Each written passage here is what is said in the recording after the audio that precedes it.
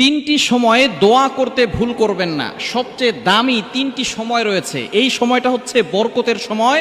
এই সময়ে আল্লাহ পাক রব্বুল আলামিন দোয়াগুলো কবুল করে থাকেন। আমরা এই সময় হেলায় খেলায় অনেকেই ঘুমিয়ে ঘুমিয়ে সময় নষ্ট করে ফেলি। সবচেয়ে দামি সময় হচ্ছে এই তিনটি সময়। এই তিনটি সময় কখনো আপনি দোয়া করতে মিস করবেন না। এই সময় বরকতের সময়, এই সময় দোয়া করলে আল্লাহ তাআলা সাথে সাথে অ্যাকসেপ্ট করে নেন। নাম্বার ওয়ান, এক নাম্বার হচ্ছে তাহাজ্জুদ থেকে ফজরের ওয়াক্ত শুরু হওয়া পর্যন্ত, অর্থাৎ যখন তাহাজ্জুদের ওয়াক্ত শুরু হয় রাতের শেষ অংশ, এই সময়টা আল্লাহ পাক রব্বুল আলামিন প্রথম আসমানে এসে বান্দাদেরকে ডাকতে থাকেন। এই সময় হচ্ছে বরকতের সময়।